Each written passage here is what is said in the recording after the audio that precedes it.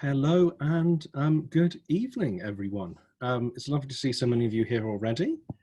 I'm going to be hanging about waiting for further attendees. So if you have any questions, please drop them into the chat and we'll kick off in between 4 and 7 minutes. But thank you for joining.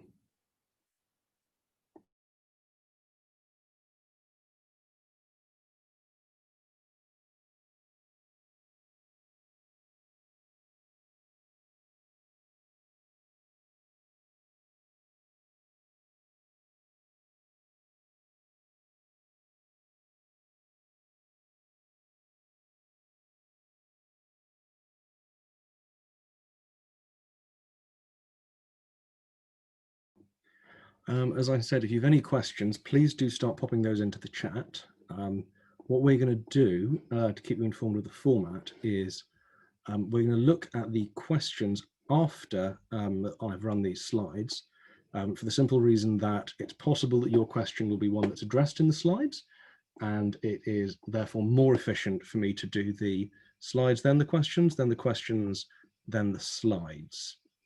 But please do drop in your questions as you go, and we'll do our best to answer them. The only thing to be aware of on that front is that particularly with the Bmat and particular scores, particular Gcse results, projected A-level results, universities you've chosen, work experience, personal statement, references, there are an awful lot of factors that go into making a really successful medical application.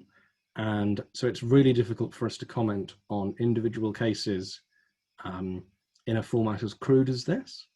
Our aim here is to give you as much information as we can, for that information to be useful and relevant for almost everyone.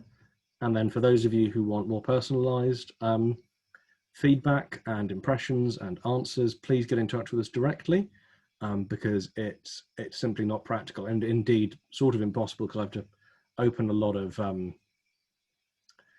Excel sheets to figure it out. Really difficult to answer individual questions while we're doing one of these. But thank you all for joining. We're going to kick things off in 3 or 4 minutes, so please bear with and pop any questions you have into the chat. Cheers.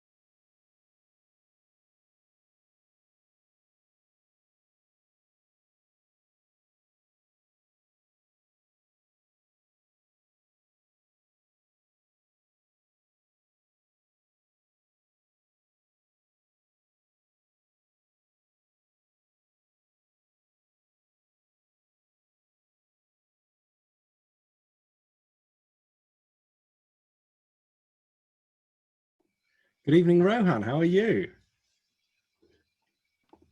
Good evening, Matt. Very well, thank you. How are you? I've missed you in the let me check, fully hour and 20 minutes since I last spoke to you. I've been positively bereft. I don't know how I've coped. Well, I'm back now. For those of you wondering, we're actually not starting at 2 o'clock. We're starting in 1 minute. Yes, I realized that once I put it up, and I thought, well, either they think we're running unbelievably late, or I'm going to have to go through the embarrassment of changing the slides, which once we're already live is very embarrassing. We're currently at 35 attendees, and I can see already, flicking through a few people who have come back from earlier this afternoon, which is very flattering. Normally, once they've spent an hour and a half with me, they're very much tired of the experience and never come back. But clearly that's not the case for our loyal audience. I can see the numbers going up. Pardon? I think we're developing a fan club, if I may say so. That's the worry. So I'm waiting. I'm just going to keep an eye on the attendees, and we'll wait until that sort of levels out, and then we'll kick things off. But the hope is that this is going to be a shorter presentation than it was earlier. It's certainly fewer slides. And this will fill in a few pieces of data and a little bit of expectation planning for us, and then give you a sense of what we can do to help. As I know that a lot of people had difficult experiences with the Bmat, and so we're really keen to make sure that people are able to put those experiences into context, and also to really make the most of their application this year. Certainly from what we've been watching and reading about the data, there has never been a more popular time to become a doctor. I don't know if you've heard anything, Rohan, but has there been any kind of major exogenous shock or cultural experience that you think might have encouraged people to become doctors? Well, I think there's something called COVID going around, Matt, which might have helped.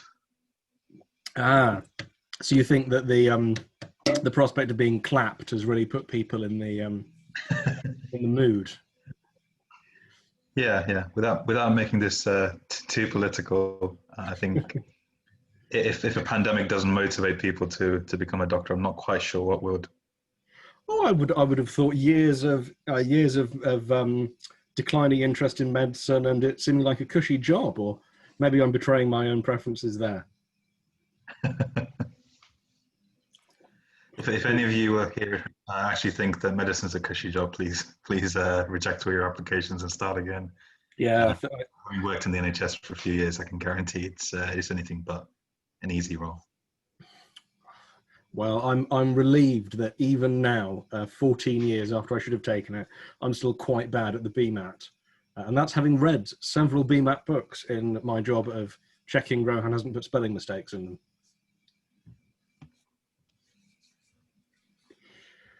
Okay, so we've flattened out now at about 45, which is pretty good. So I think we're going to kick things off now. So aside from the confusion about the time, I think we'll introduce ourselves. So we haven't got Will today. I wasn't sure if he was going to come, but I've put in a picture of him so you can take a look. So first of all, my name is Matt. I look after our research here at UniAdmissions. Which basically means that everything we do in terms of recommending particular approaches or strategies, the different balances of interview prep and test work, and the different questions and opportunities we offer, my job is to see if any of it works, and to make sure everything that we arrange is informed by data. And that's something I'll talk about a little bit more later on. But my passion is to make sure that what we do at UniAdmissions isn't just what we think will work, but what we know that will work and that we can prove can work. And so that what we're offering to students is the real thing, and that it really makes an impact on their outcomes. And Rohan, you're my boss. Yeah, to most people, I'm just known as Rohan. Hi everyone. So my background is I went to Cambridge, studied medicine there, and finished in 2015. Worked as a junior doctor for a few years in the UK and in Australia, and now kind of run UniAdmissions. Essentially, my role is majorly to look after our consulting teams and help Matt with whatever crazy research idea he comes up with next. But more importantly, ensure that the programs and services that we provide to our students, both paying and on the foundation, continue to improve our success rates. So I'm proud to say last year we got 2/3 of our students into Oxbridge medicine. It's actually much higher for medical schools that aren't Oxbridge related. And my aim is ultimately to keep improving those so that we get as close as we can to that hallowed 100% number. Yeah, so in summary, I work out what works and then Rohan actually does it. So he does all the real work. I just sit around with spreadsheets all day. Yeah. We're also not the execution of the idea. We're not joined by Will today, who you can see in the final photo. Hopefully you can figure out which is which. He leads our consulting team. So if you arrange to speak to us, which we hope you'll do, he is either the one you will speak to or the boss of whoever it is you do speak to. and he and his team will help you out with really anything you're worried about, figuring out what your path based on your BMAT results is, which looking at the polling is very much the most popular reason to be here, giving you the right context for that, understanding where your next steps are, supporting you in any interview prep you might want to do, and just giving you an overall sense of the process and where to go from here. He's very nice and much better looking than me, which I think is an important selling point. Now, as any of you who were here earlier this afternoon will know, we ran our last of our interview prep sessions today. There'll be a recording floating around, I'm sure, if any of you feel like you've missed out. But as of next week, we're going to be using this time slot, well, the 2 o'clock time slot, to talk about students who are applying for the 15th of October 2021 deadline and beyond. So that's students who are in year 11, I suppose year 12? I'm terrible at this kind of maths. But students who are planning to apply next year, we're going to be talking about all of that process in a great deal more detail. Because as you can imagine, the things to do are very different if you have 9 months to go before the application deadline as to whether you've just done the BMAT. So we're going to be focusing on that. So anyone who is in the 11%, according to the polling, of students who might take the BMAT next year, it would be lovely if you joined us for that, as that'll be much more focused on what we can do to improve your BMAT score, whereas today is going to be to understand your BMAT score. Is kind of the focus. And Rohan will be there as well, and maybe even Will. It'll be great. So I can see, Matt, I can see a lot of questions and chat coming through. If what we're going to do is, towards the end of the session, we're going to go through each and everyone's questions in detail. If people could try and make things a little bit easy for us by not kind of answering each other's questions and kind of talking over us, that'd make things much better. But obviously, please do feel free to kind of talk to each other as much as you'd like. But for now, we will be answering a lot of these questions over the next 20 minutes or so. Thanks, Rohan. I would love to answer all of your questions now, but the bad news is I've already written down the answers, and it seems a waste of the work I did earlier today. It takes ages to make these slides. So the first thing we want to talk about is, what does my BMAT score mean? And that brings us, first of all, to the famous pie chart, which is one of Rohan's favorite parts of these presentations, because it comes back every time. So Rohan, tell us about the pie chart and tell us what the BMAT means in that context. Okay. Now, for those of you applying for competitive universities, Oxford, Cambridge, Imperial, UCL, it's important to remember that your application is judged generally in a holistic manner. Now, certain universities will do things slightly differently, but the kind of general average, what we tend to portray to students is, if you think of your application as 3 big chunks, which are your GCSE grades, your admissions test scores, whether they be UCAT and BMAT, and then finally your interview score. Certain universities will place bigger emphasis on your BMAT score, certain universities will place a bigger emphasis on your interview score. The important thing is, this is generally a good average. So essentially, one of the problems we have with students is sometimes they obsess about things like the personal statement. Now, you'll see a little tiny yellow segment in that pie chart.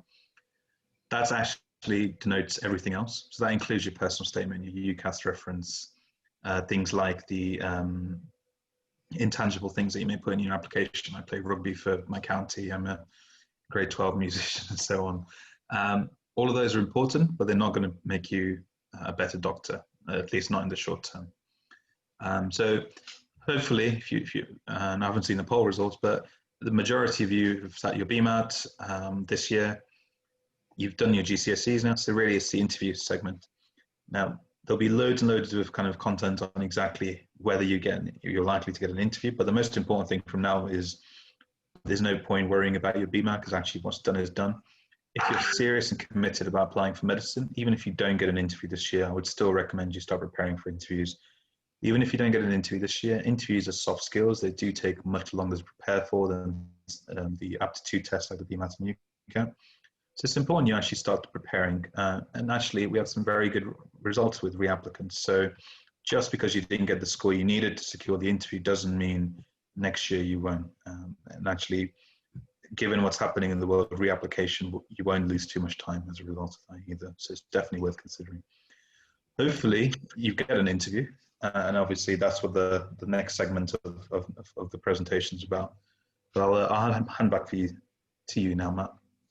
Thanks, Rohan. And as Rohan says, the thing about interviews is, even if you don't get into medical school this time, even in the unlikely event you decide not to become a doctor, or you go off and study biomedical sciences, or heaven forbid you become a doctor and then you decide to go and run a company, unfortunately there is no escape from being interviewed in life, and so developing those skills earlier rather than later is only going to be in your favor. So what we're going to do now is we're going to have a look at the results from this year's tests. Cambridge Admissions have been kind enough to share with us this year what happened. So this is the overall distribution of results. So as you can see, you have, oh, I wasn't hoping that would go over there. It's annoying. Move that back. You have this distribution of scores. So you have over at the far right-hand side, 9. Now it looks to my eye as though maybe 3, 4 people managed to get 9. And down at the other end, you have 1.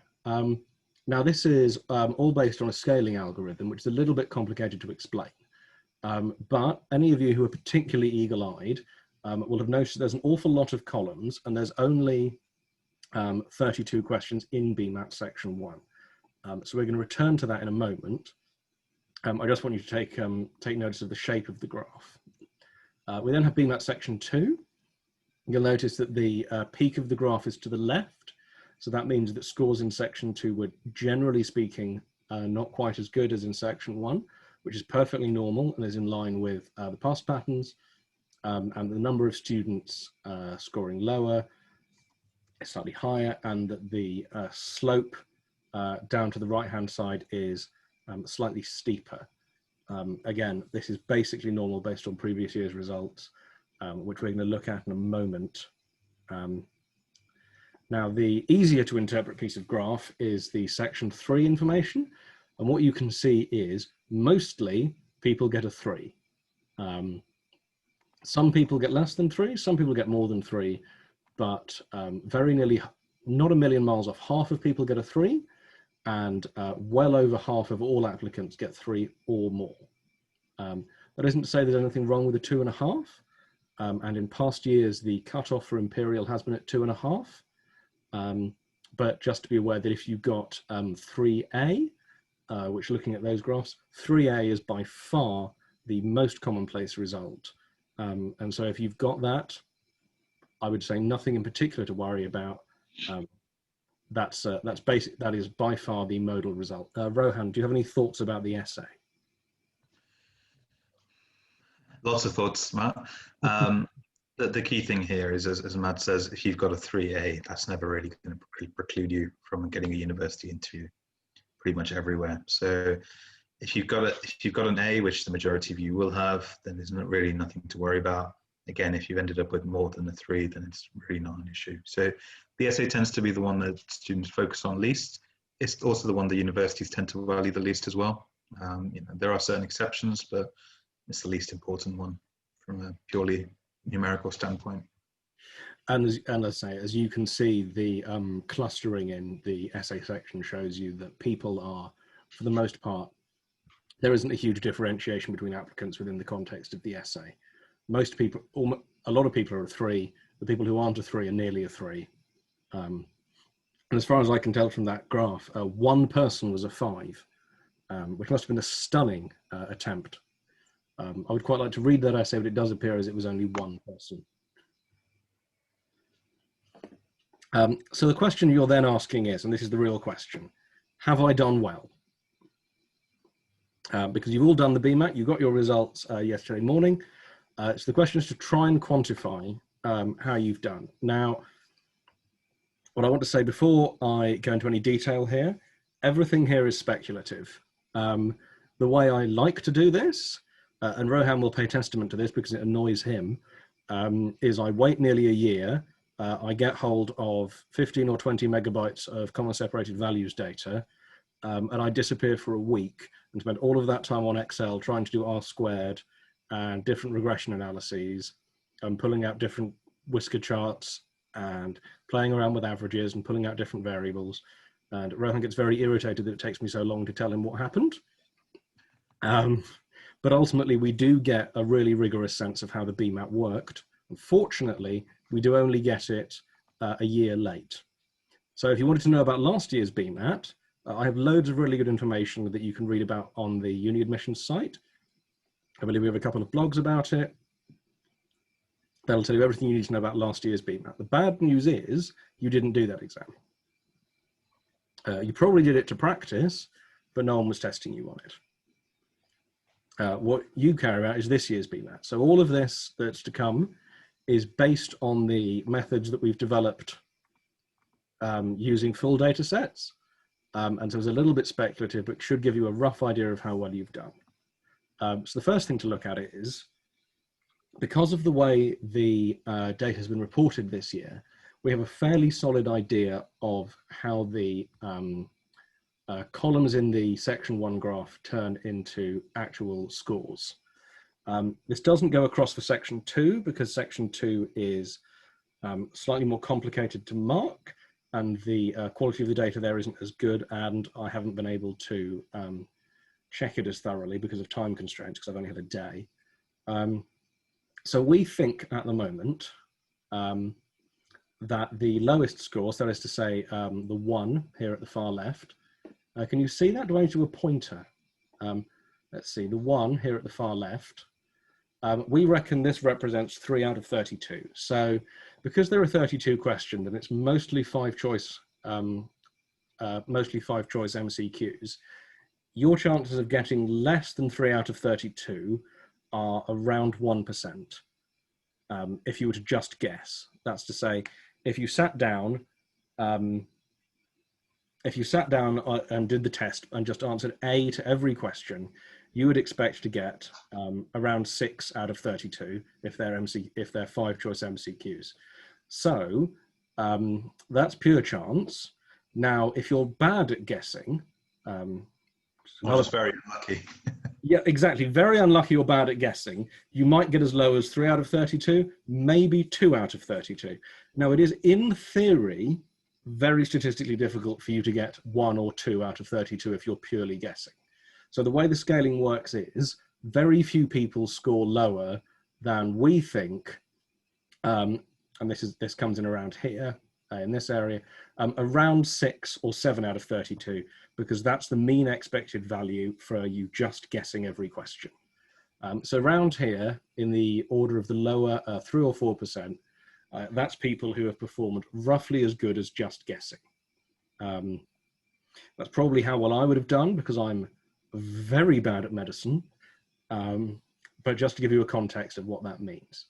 Now, because of the way they presented the data this year, and because we know this about the distribution at the bottom end, we can be relatively confident in the way that we have placed the interim markers along this. So we think with a relative level of confidence, what I'm going to do is I'm going to flick back to a slightly earlier slide, unless I've got it on the next slide, no I haven't, that the average mark, which we think this year was around 4.5, so if you can see that, it's the left hand of the two close to peaks. 4.5, we think that was roughly 18 out of 32. We think that's the average mark this year. It's hard to be sure, and again, I'm not 100% confident with any of the way I've done this scaling, but that's our expectation, that the median mark was about 18 out of 32, and that the bulk of marks runs through about 14 through about 22 in terms of the performance. Again, it's hard to be sure. I don't know if this is a 32, maybe it's a 31, but because of the number of bars they've given us, unless they've been very clever and they have sub-split these in a way that isn't obvious to me how you would do based on the data they have, this should give you a fairly solid idea of where you placed in section 1. Again, this is all projections based on the information we have, so please don't hold me to this. But this is what I understand based on the work I've done on this over the years. So bearing that in mind, and I haven't looked at section 2, both because of time constraints and because of the complexity of marking section 2. Sorry about, maybe next week. See if Rohan's keen. What I want to do now is to look at the relationship in the past between the median score and other outcomes. So if we look at last year's score, I wanted to clear those off, don't I? I didn't think they would persist across. Yeah, that's interesting. No, Yeah, I didn't think they would while persist. Matt's doing that, just there might be some students kind of saying, well, how come there's only 30 bars and there's 32 questions? Well, remember that if you only get 0 to 3 or 4 questions correct, you can actually end up with a score of 0. At the other extreme as well, if you end up with 30, 31, 32, that could actually give you a score of 9. So similarly to how it works in A-levels and GCSE exams, you don't need full marks, raw full marks in order to get full scaled marks. Yeah, and similarly, at the very bottom end, it's very hard to tell the difference between someone who just guessed and someone who was particularly bad. And so that very bottom end, the 1, the 1.2, that will be a mix of an understanding based on low performance and trying to norm that against what would happen if you just guessed. Again, if you think about it's a 32 question test, you have 5 options for each question. You would expect to get around 6 purely by guessing, which as I said is what I would do. So if we look at last year's score, which I've rescaled to the 32 mark score for comparison with this year, which took ages, you'll see the same phenomenon pops up, which is to say your scaled score stays at 1 for quite a long time. Let's see if I can draw around that. Can I? Ooh. So I'm not very good at this annotating thing. Your scaled score stays at 1 up until about 5, because 5 is roughly the mark that you would expect to get if you were just guessing. And then there's this fairly linear progression between 5 out of 32 and about 30 out of 32 as we look at the 2019 scores. So the 2019 median score was, as you can see, 14 out of 32, or 35 as it was last year, but I've rescaled it just to make things easier to work with for comparison purposes. And the 90th percentile began here at around 23. So the gap between the median score, that is to say the average applicant, the average person who did the BMAT, the gap in there is about 8 points. Now the chances of you getting 8 points by pure chance is an absolutely tiny percentage, but that shows you the gap between the average and 90th percentile. So half of the applicants are here on the left-hand side of the median score, and the other half are here on the right-hand side of the median score, and then 10% above this. But if you can imagine the distributional graph, so this is where this gets tiresome because I'm being too careful. If you imagine the distributional graph, the number of people on this side goes right down very steeply. As only, as we saw in the previous graph, an absolutely tiny number of people get full marks because of the time pressure of the exam, and that more so than ever this year. I appreciate this is running very slow. I'm sorry, this is an extremely data heavy presentation. Sorry, Rohan. So that tells us about last year's section 1. So if we then try and relate that to someone's actual experience. So UCL, who are extremely kind about these things, actually release the average applicant score for their BMAT extremely quickly. To this year, it was within a couple of hours. And so we know that last year, the average UCL applicant score was somewhere between 15 and 16 out of 32, which in the scale score is about a 4.2, maybe a 4.3. Now the average UCL offer holder scored about a full point higher than that, so around a 5.1. And that gives us a rough context for what we'll talk about in the next slide, which is trying to understand the difference between the BMAT mark that you've already got and what you can expect that to resemble in future. So yeah, if we take that learning and move it into this year's scoring, what we know is the average score this year, and this is a median average because we can't do mean averages because the data quality isn't high enough yet. The median score was a 4.5. Now, UCL have already told us that the mean score for UCL applicants was a 4.8.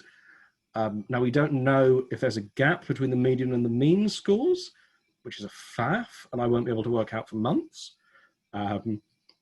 But based on past results, we expect a gap of around 0.6.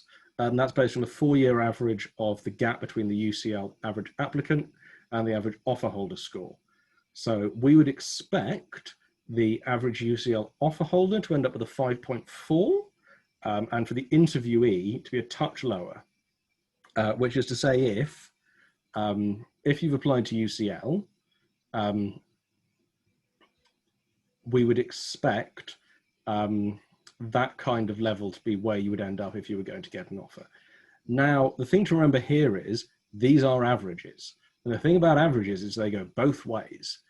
There will be a non-trivial number of people who will score, in fact, literally half, because that's what a mean means, literally half of the people who get into UCL will score less than whatever the actual average offer score ends up being.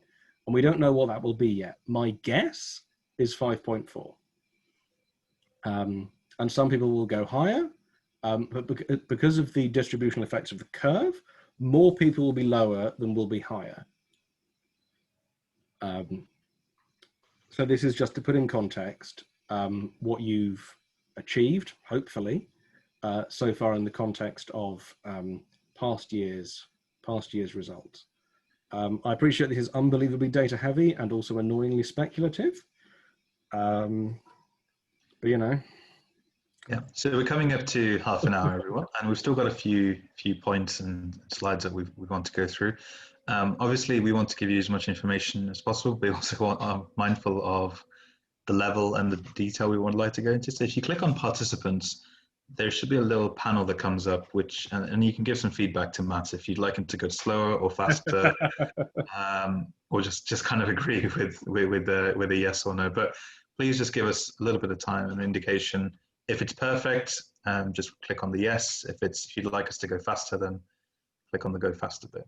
We'll just wait for those to come in. There's also a second poll that we're going to be running once Matt kind of goes through and it's finished. So Matt, so far we've got, I don't know if you can see the... Yes, I can. Unfortunately, they're on my side, Rohan. I'm sorry. So far, I'm winning 4-1. So you're going to have to mount a spectacular comeback. Yeah, as I said, this is all rather speculative, and this is all based on the information that I'm able to get hold of from past years. But one of our values at UniAdmissions is that we're honest with people. And that means taking the information we have and presenting that to people as best we can. Oh, someone's drawing on my slides. This is awful. I didn't know they were allowed. God. But anyway, I'm going to move. This is my last graph, so you're all right. I'm going to talk about the some other scores in a little while, but yes, I appreciate this is very dense. I'll try and speed it up a tiny bit. Oh, and I've got a heart. This is marvelous. This is great. See, Rohan, I told you I was right. So we're going to talk about cutoffs. For a second, Matt. So we're going to talk about cutoffs. So the cutoff for Imperial last year was 4.2 in section 1, 4.1 in section 2, and 2.5B in the essay section. You'll notice that Imperial are relatively lax on the essay section. That's a choice they make. Now, because the average overall has been a tiny bit higher this year, I would expect it to be a tiny bit higher for Imperial. So maybe 4.3, 4.2. But again, it's hard to tell. We won't know until afterwards. Now, UCL, Cambridge and Oxford, they don't work with an official cutoff score. Oxford have their own thing, which we can talk about in a moment. They have a special formula for weighting the BMAT. But UCL and Cambridge both don't cut you off based on your BMAT score. Rohan, if you could talk for a brief moment while I get a glass of water about the way Cambridge uses the BMAT. Mm-hmm. Okay, for those of you applying for medicine, and I think majority of you have already applied, the key thing to be aware of is Oxford and Cambridge use the BMAT very, very differently. So Oxford will essentially use the BMAT shortlist very aggressively. So Oxford typically only interviews about 40% of applicants. Cambridge medicine can be as high as 100% depending on the college, but generally hovers around the 80% mark. What that means is Cambridge, you're much more likely to get interviewed at Cambridge despite whatever your BMAT and GCSE results were than if you apply with the same to Oxford. Essentially, that results in, if you've got poor GCSEs or below average GCSEs, and by the way, for below average at Cambridge or Oxford, I'm talking less than 7, 8, or 9s. That's kind of the average at Oxford. If you've got less than that, then it's generally better to apply to Cambridge. If you've got above that, then Oxford is a better shot. There are, of course, exceptions to this, but that's generally a good kind of middling guideline to follow.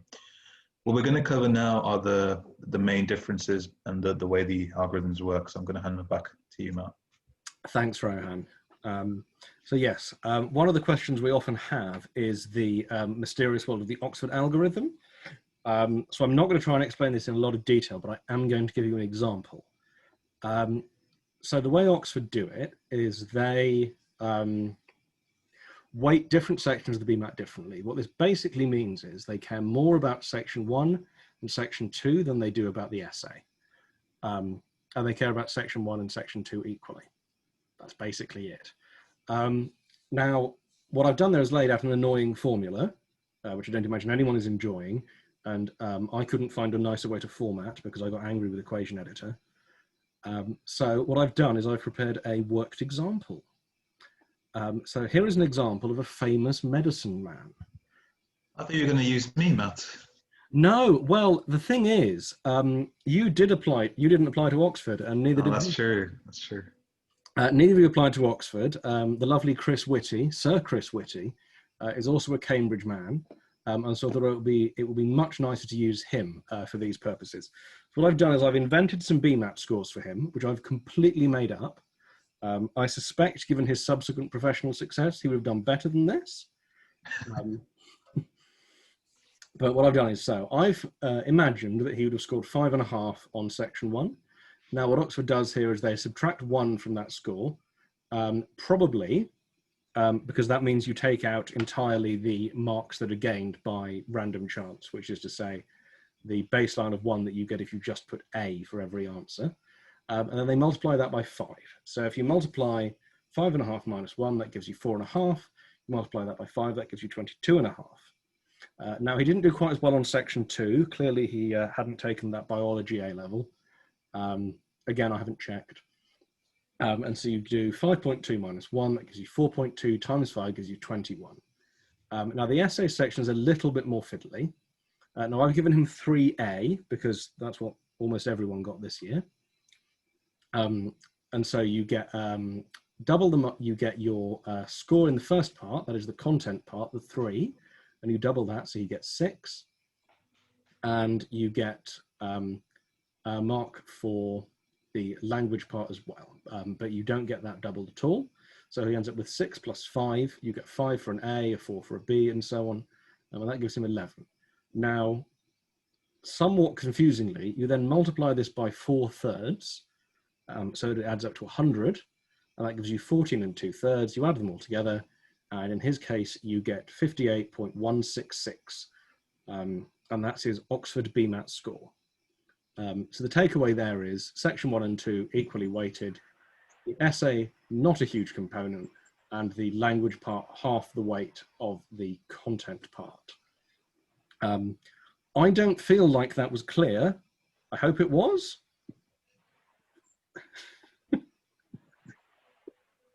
Well, people always want more detail. This is as detailed as it gets, I suppose.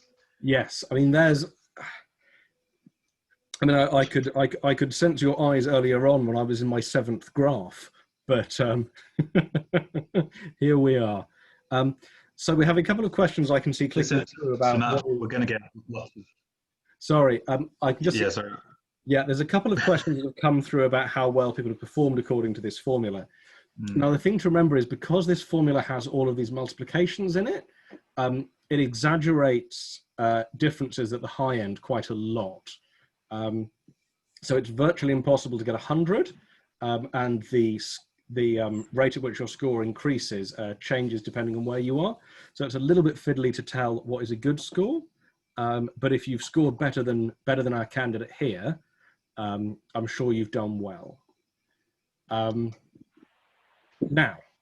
sorry, we're going to get to the business end of this, Rohan. This is running very long. I'm sorry.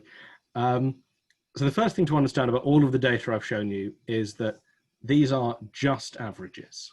That means that half of people do better, half of people do worse. In fact, because of the way the averages are distributed, more than half of people do worse and less than half of people do better. The whole thing is a holistic process as well, you have to remember. This is about whether you would be a good doctor, and there is a lot more to being a doctor than being good at a multiple choice quiz, and the process takes that into account. If you get an interview, which hopefully all of you will, those interviews are taking place from a week or so's time all the way through until the end of March. You may even have an interview so far in the future they invite you in person without a mask on. That's how far in the future we're talking. You might even be able to shake their hand. It's also important to know what interview format you're going to get. There have been changes announced by a few universities because of the virus. Southampton most noticeably, I think Brighton have also made that same change. Bmat universities. And a lot of them are going to be using this new pre-recorded MMI format. We found out about this a couple of days ago, and this is something me and Rohan are working on developing targeted support for already. It's a bit weird and something that people aren't going to necessarily be familiar with. But we're going to be working together and with our specialist tutors and MMI experts to really come up with something that really does the trick there. So as far as this sort of presentation goes, that is the end of me boring you with graphs.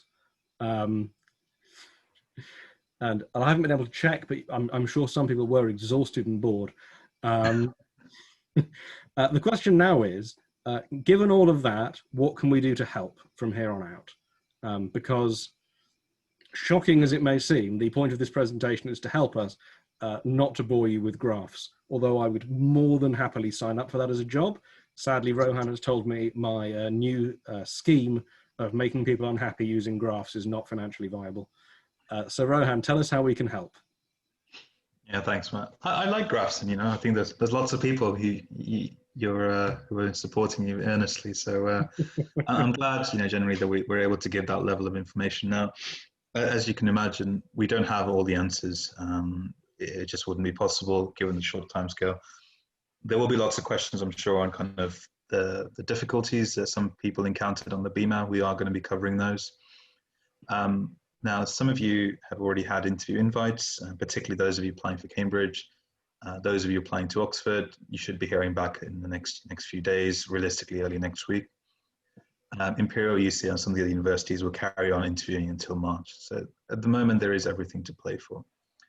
Now, regardless of whether you apply to a Bmat UK university, the final hurdle with any medical school application is your interview. And this is kind of a little bit of what we do with students. So the first thing to say is we're not like a normal tutoring company. We're not like someone who just does a single one-day course for a few hours of tutoring. We work with students over a protracted period of time. And generally, we like to work with them for several months, and particularly for medical applicants. That's really important because there's a lot of ground, a lot of material to cover. So here's kind of the smallest program, or the kind of abridged program that we call it. Essentially, we only focus on the interview with this. And by doing so, we're able to see some very good results. Now, you're probably wondering how on earth do we get 82% of our students in? So these are based on last year's numbers. Given that the national average is about 12% or 15%, depending on which numbers you believe. But essentially, the whole point is, the reason we're so successful is, one, we have a very structured curriculum. It's intensive work. So please don't contact us asking for a single mock interview. The answer will unfortunately be no. And we work with students on a protracted basis. But the secondly is we are pretty selective with the students that want to work with us. So for every student that actually comes to us, we only work with about 1 in 3. So we are selective. we are ultimately, we have to be, because ultimately we don't want to waste your time or your money. Okay. The way the programs work, without going into too much details, we'll include links to this. Essentially, there's 4 mock interviews, and there's 4 hours of extra tutoring, and then finally there's a full place on one of our intensive courses. So one's happening this weekend, so that's probably a little bit late, but the next one, and the last one's actually next weekend. And that course essentially you get 2 full days of teaching in small groups and 2 further mock interviews. People are probably wondering what the enrichment seminars are. Essentially, these are extra topics designed to kind of stretch students beyond what you'll be learning in your A-level. So a few weeks ago, we covered the structure of hemoglobin. We've talked about the philosophy of psychiatry, medical ethics, and so on. So if you imagine the stuff you'll be learning about in your first year of university, we kind of give you a taster of that. And these take place Sunday at 2 o'clock every afternoon. Sorry, every 2 o'clock every Sunday afternoon. As you can imagine, it's a lot of work, and these seminars carry on until the end of March. So essentially, if you have your interview, we'll work with you until the end of that period, until you get your final interview. Ultimately, it's our responsibility, once we take you on, to look after you from start to finish. In terms of pricing, we often get, well, how much does it cost? It really depends. And that's really important to say. So the first thing is, it could be from £0 to a few hundred to a few thousand. The important thing is, please contact us. Even if you don't have the financial means necessary to support your studies with us or at university, we have generous bursaries available. We essentially give them all a heavy discount, if not completely for free. So this year we're helping more than 90 students completely for free. All you have to do is just contact us and we'll help you with the application process. There's actually a few names I recognize here, Matt, which are with students we've worked with for this year on our foundation scheme. Oh, excellent. So please do get in touch with us. Ultimately, our aim is to help as many students get into medical school as we can. I'm a medic by background, and the key thing to remember is the test is only one part of your application process. I forgot to mention this. I was actually taught by the chap. So his name was Professor Roger Carpenter, and that he actually supervised me for my neurology teaching. And the whole point of his teaching methods was actually the Bmat shouldn't be testing knowledge, it should be testing application of knowledge. And that's actually what your interviews at Oxbridge, but even general medical schools, will be about. Make sure, regardless of whether you work with us or not, please start preparing for your interviews now. Even if you're applying to Oxford, even if you haven't heard back, start preparing for them now. It takes a long time to improve these skills. It's not something you can suddenly turn on like a switch. So whatever you do after this webinar, go grab dinner, but then grab a book, an interview book, or at least go on the website and grab some interview questions, start practicing. If you haven't done so already, unfortunately, you are behind, but it's not too late. Thanks, Rohan. Yeah, if as Rohan says, at the very least, you can pick up from Amazon or I presume other bookshops, Rohan's books, which I've had the misfortune of reading, the Oxbridge Interview Guide and the Medicine Interview Guide.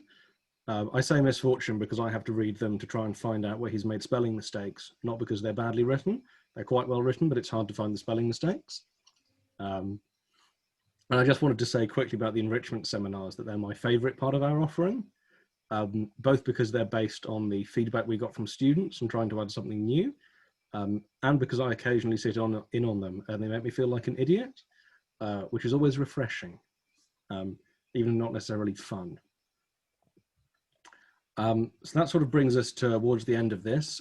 As Rohan has alluded to earlier, we do our best to have a real impact. We have a really good success rate with medical applicants, and we're in the process of making sure that all of our statistical claims are verified by UCAS, so that they will be real statistical claims based on facts, which I believe we're going to be the first company in the industry to do, which I'm very excited about.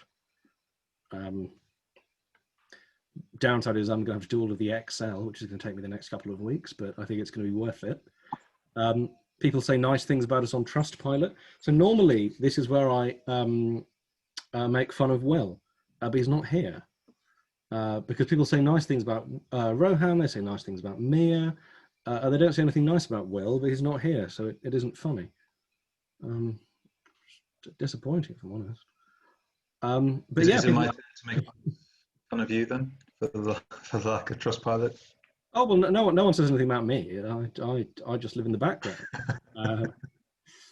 But people have lovely things to say about us on Trustpilot. Those are all real reviews by real customers. If you want to get a real flavour of what it's like to work with us, then these are a great place to start. Obviously, speak to us directly as well. But we're really proud of the positive feedback we're able to garner. Now, this is running much longer than we had originally planned because I spent so long talking about graphs. But we're now going to take some questions. And as Shivang Gupta has asked, the GIF is coming. I suspect Shivang has been in the previous session. It's back. So I'm going to start at the top of the questions. We've had the usual question about the recording. I believe the recording will be distributed to people who have signed up. If you don't get the recording, please send us an email, info@uniadmissions.co.uk, which should show up in the subtitling. If any of you are wondering what on earth this this GIF is all about, sometimes we get some very, very specific or detailed questions, or sometimes we get some very broad, generic questions which require more time and effort on our part. So questions like, how do I prepare for my medical interview at Cambridge? Well, that normally requires me to ask about 10, 15 questions before I can really give some tailored advice, rather than kind of generic advice like do more mock interviews and do more questions. In those cases, the best thing really is to speak to either me or our consulting team. So we're all fully trained counsellors. Essentially, we specialise in the Oxbridge and medical admissions processes. And this GIF just shows you how to do that. So you click on the bottom left corner, and I'll show you. And you just pick a time slot, and we'll do our best to kind of answer every single one of your questions. So far, I don't think there's been a single question we've not been able to handle, Matt. So we're doing pretty well. Well, that's a worry. So let's start at the very top. Shivang Gupta, thank you for coming back. I remember you from earlier today. She asks about how Cambridge assesses your BMAT. Do they score it in the same way as Oxford with an algorithm, or do they do something else? Cambridge, unfortunately, and this is true for Oxford, but particularly for Cambridge, they're kind of working more of a collegiate system. So some of you are actually saying, well, I've heard back from Cambridge, and other people are saying, well, I've not heard back. Please don't worry. Firstly, you will find out one way or another by the end of the month. Secondly, remember that Cambridge and Oxford are collegiate universities. Essentially, each college does its admissions process in a very, very different way. That means some will respond to BMAT, get the Bmat scores earlier, some will get them later, some will have different admissions processes and algorithms. That does mean they will weigh the BMAT in different ways. So the college I went to, Gonville and Keys, which is the biggest medical one, they essentially used a spreadsheet, and essentially 50% of our overall admission score was devoted to the BMAT, for example. Other colleges will do things very, very differently. Most cases, it will make up a significant chunk. It will make up normally at least 30% of your admission score. So if you think of that pie chart we showed earlier, that's a pretty good bet. Sometimes it could be significantly more, like it was in my case. But it's impossible to say because the admissions tutors change, the algorithms change, and as you can imagine, that's not something they'll disclose to anyone in the public. Thanks, Rohan. I'm just going to scroll down through these. P asks, 10 A stars at GCSE, 6s or high 5s in the BMAT and a 3A. Will that be enough for an Oxford interview?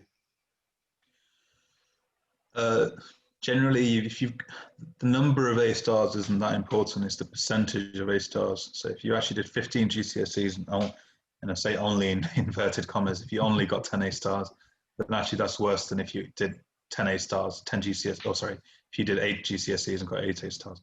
If your percentage of A stars was 100% and you got solid 5s, I think you've probably done enough there to secure an interview. Again, it depends on exactly the groupings that apply to Oxford. That's not something we'll know, but F5, you kind of, I'd say in the borderline, 6 would definitely guarantee it. Fantastic. So Grania Sweeney asks both, what is the lowest BMAT score ever recorded by a successful Cambridge applicant? And a couple of further questions, I haven't scrolled all the way through, about schools with low Oxbridge progression. So it isn't normally helpful to look at things like a really outlier figure, like who is the lowest Bmat score person to ever go through. However, if you are coming from a school which has relatively low success at Oxbridge, or low progression to higher education overall, firstly, there's a good chance that you'll be eligible to come and work with us on our foundation program, so please get in touch about that. But also that Oxford and Cambridge will both weight this in their admissions process. Cambridge is particularly thorough about this through the SAQ, but that this will be taken into account in your application. And depending on your exact circumstances, this is a really good example of an occasion to get in touch with us directly, because this is probably too complicated for us to answer here, but please do let us know and we will try and come up with a more thorough answer. If it helps kind of muddy the waters further, we've worked with students who got 8s in one of their sections and a 6 in their second section and didn't get in. And we've also worked with students who got 4s and got in. So the Bmat is important, but for Cambridge is by no means necessary or sufficient on its own.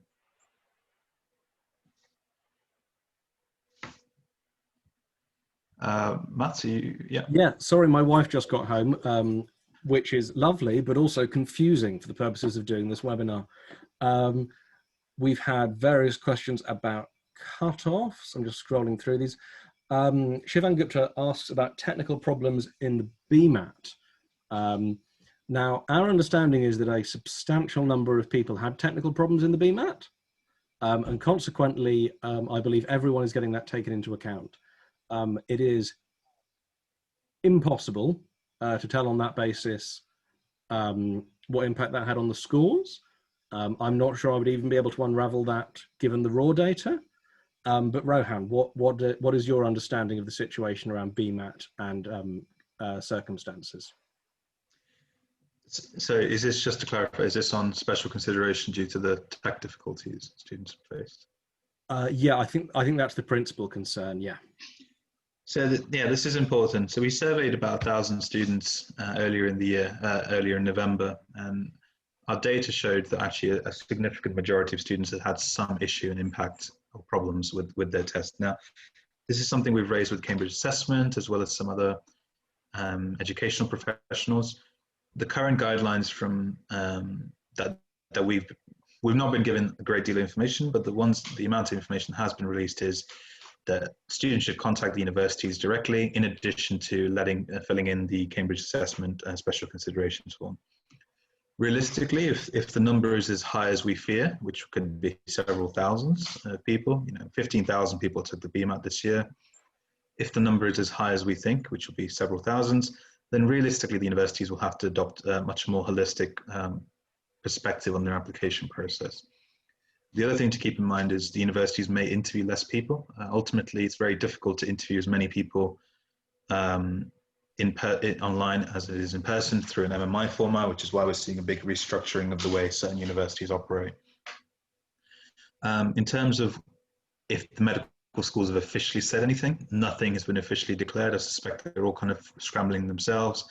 Remember that the universities only got the Bmat scores delivered to them, I think it was Wednesday evening.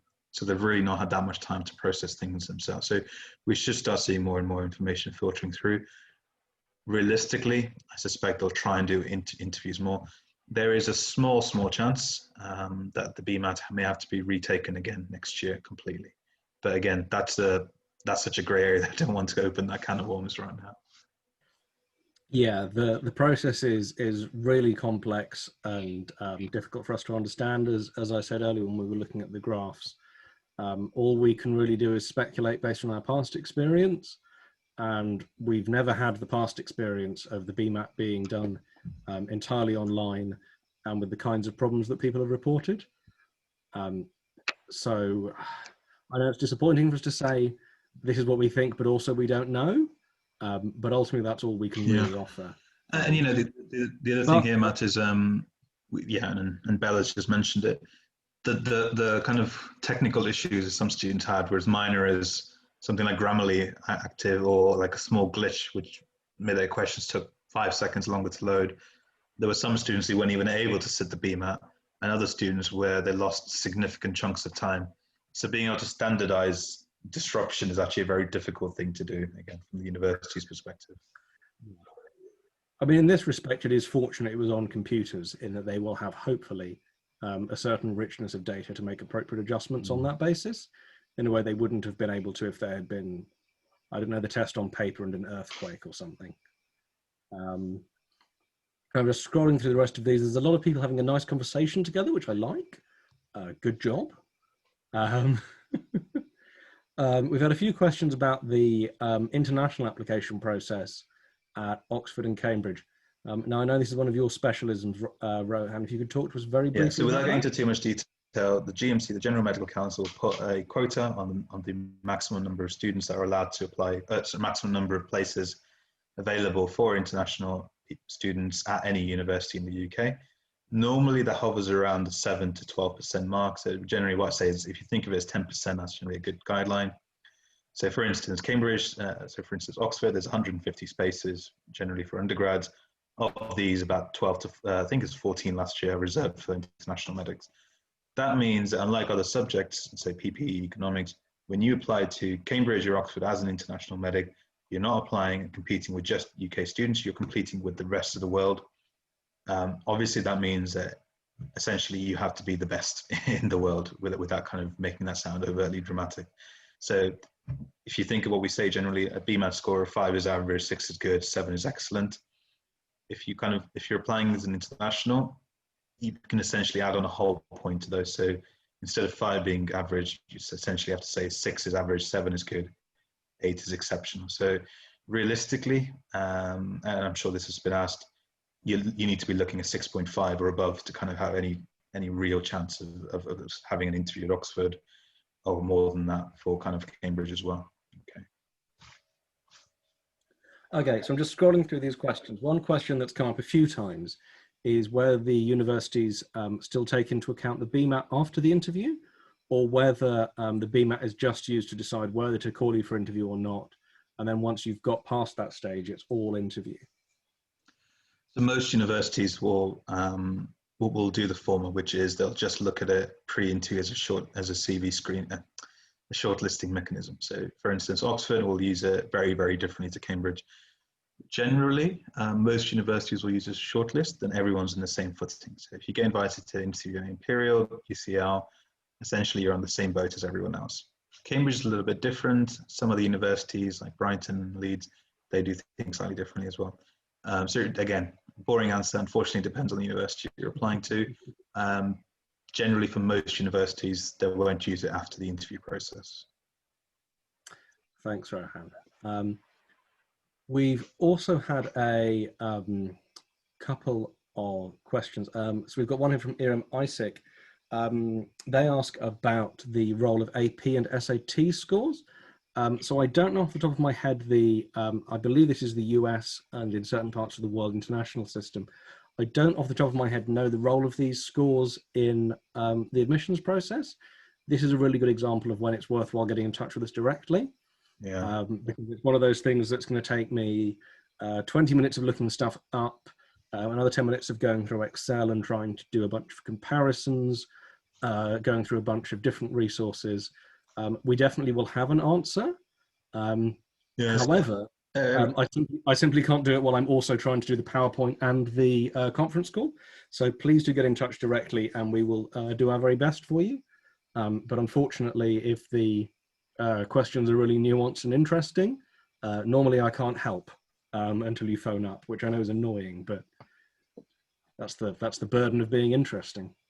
Yeah, so every year we work with a handful of US applicants, and AP, SAT scores are kind of common discussion topics. So please do just get in touch with us for that. Fantastic. Someone's applied to my alma mater, Emmanuel College, marvelous college, lovely ducks. I hope you get in, it's great. I had a lovely time. The food at Emmanuel is excellent. So you can look forward to that, hopefully. let's see, we've got a few other questions. I'm trying to think. We've got a lot of questions about how good is my score. Again, this is one of those things that's really helpful if you get in touch directly. Because these things are addressed holistically, we just don't know until we understand your personal context a little bit better. So please do let us know, and we can try and help out on that front. So there's a question about the relationship between GCSE scores and the Bmat. I know this is an area of your particular expertise, Rohan, when it comes to Cambridge. Yeah, so I think we've covered this already. As essentially, if your GCSEs were below average for an Oxford applicant, we recommend you apply to Cambridge, and vice versa for Oxford. Oxford will shortlist, as much showed, based on a combination of the Bmat score, which we calculated earlier in the presentation, and the percentage of GCSEs, and they'll kind of use that, and they just essentially bung that into a spreadsheet. And there are other contextual things that kind of get adjusted, but essentially it's those. In terms of how likely you are to do well in the Bmat as a result of your GCSE, that's a completely separate issue, but given that most of you have sat the Bmat now, it's not really worth discussing. Yeah. In the interests of everyone being allowed to have their supper, I'm hoping to close this off in the nearest future, maybe 10 minutes or so. So if you've got any final questions you'd like to bring in, please do that now. As I feel as though we're retreading ground a lot here at the moment around scores. Is there anything in the chat that's jumped out to you, Rohan, that you'd like to address? Yes, there's a lot of it, as you said, just lots of what does my score mean? Please, we've gone through it in a fair amount of detail. We also have a crib sheet of kind of the average UCL, Imperial, Cambridge, Oxford, Bmat scores, which we are available on the website. So if you're not sure, then please do go on to that. Ultimately, the best advice we can give you is to speak to one of us. Ultimately, we'll be able to give you a lot more detail about exactly what your score means. Hopefully, most of you should start hearing back from your universities over the next week or two. Imperial and UCL, from what we've heard, will be doing interviews from January onwards. So don't worry if you've not heard back from them yet. Yeah, that's a really good point. If you're running an organization with all of 3.5 weeks until the Christmas break, I think it makes a great deal more sense not to try and do anything until afterwards. And so I think there's a very good chance that you're going to get that interview invitation later rather than sooner. I was having a look at a couple of these. Hutu Unkli has a couple of questions about specific qualifications. The best thing for these is to have a look at the relevant university websites. They have really good tables on this to let you know how different qualifications convert across. I recommend looking at those. As off the top of my head, I don't know the specific difference between the GCEO and the GCSE, but the universities will have their own opinions, and those will be much more authoritative than mine. Shivan Gupta is worrying about when she'll hear back from Cambridge. I don't believe there is a firm deadline for hearing back from Cambridge. And someone is concerned. Again, sorry, and Bella is concerned as to whether she will do well on the Bmat if she dies in the process. I suspect if you die in the process, it's a little bit irrelevant, but obviously I'm sure some adjustment will be made in such serious circumstances. Death of a family member, right? Oh, I see. I'm sure an adjustment will be made, but again, we don't know what the system inside Cambridge Admissions is. But I would be surprised if you didn't get something for that, if that's not too cruel. But tell us about the expected invitation dates, Rohan. Oh yeah, so Cambridge on their website say that students should start finding out in the second half of November. That essentially means that most students should find out by Monday. Now, remember that Cambridge only got the Bmat score sent to them late Wednesday evening, essentially outside of working hours. So they may not have all the information available. People may be away on leave and things. So it may be a few days, but I would suspect, given that the interviews are happening for Cambridge not next week but the week after, you should find out by the end of next week at the latest. remember that, and this is something we kind of go on about every single one of these times we do these open days, start preparing now. Don't leave it too late. You only get 5 days, maximum 10 days notice for your interview. So it really isn't enough time, time to prepare. How many students took the Bmat this year? So normally it tends to be about 10,000 in the October sitting, another 2,000 in the September sitting. This year was actually a little bit longer. It was about 15,000, is what we've been led to believe. So there's a little bit more students. Yeah, and that's again the just the increased enthusiasm of people wanting to be doctors. Again, I don't understand why. I don't feel like the material circumstances have changed, but clearly something's happened to motivate people. It's very mysterious to me. I think that sort of brings us students. Yeah, there's just one theory questions about some WhatsApp group. So UniAdmissions does have a student WhatsApp group. That's only open to students who are enrolled onto our programs, either through that or the foundation scheme. So if you're interested, again, please just get in touch with us. The GIF is kind of going through. Hopefully, look forward to. You get everything you've already seen in terms of the benefits, and you get a WhatsApp group. So who could want for more? But as Rohan says, please do get in touch. It's never too early to start preparing for interview. Even if your interview is in March, it's really valuable to make those preparations now. It's a set of skills that unfortunately you can't pick up in 20 minutes.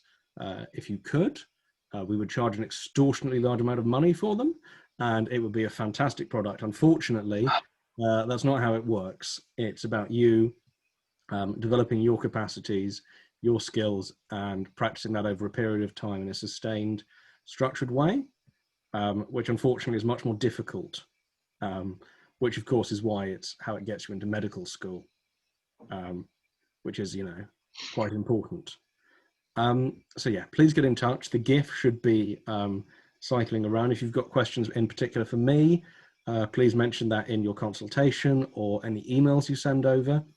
You can email us directly, info@uniadmissions.co.uk, and we'll do our very best to get back to you. If you have complicated questions, specific questions about different Bmat scores, about different algorithms, about different GCSEs, about different A-levels, about different parts of your SAQ, please get in touch directly, because that's the only way we can plausibly address your questions. And yeah, please do get in touch so that we can help with the interview stuff. It really does pay off. Rohan, if you've got any closing remarks, then we'll make an exit and go and make our supper. Yeah, Bmat. Well, thank you everyone for all your questions and comments. Please do get in touch if you need anything. Again, remember, we've hopefully given you answers to most of your queries. There is a lot more information that's been posted on the UniAdmissions website. So if you just Google UniAdmissions Bmat, or most of it should come up. Again, feel free to get in touch with us. We are going to be, as you can imagine, very, very busy over the next few days, but there are still some slots available. Good luck with your applications. If you've not heard back from Oxbridge, I really sincerely hope that you hear back soon, and I look forward to hearing from some of you guys in the future. Matt, you've got quite a fan club developing with your stats and spreadsheets. No, not again. But yeah, thank you very much everyone for bearing with us for such a long time, for sitting through all of my graphs. And as Rohan says, really best of luck. I hope you all become doctors and are able to solve all of the pressing medical problems we seem to be experiencing. And yeah, best of luck. Have a lovely weekend, and hopefully a lovely interview and admissions process overall. See you all. Well, I mean, maybe next week, because we've got another one of these for people who apply next year. But otherwise, best of luck. All right. Thank you and good night. Bye. Bye. Bye, everyone. Have a lovely weekend.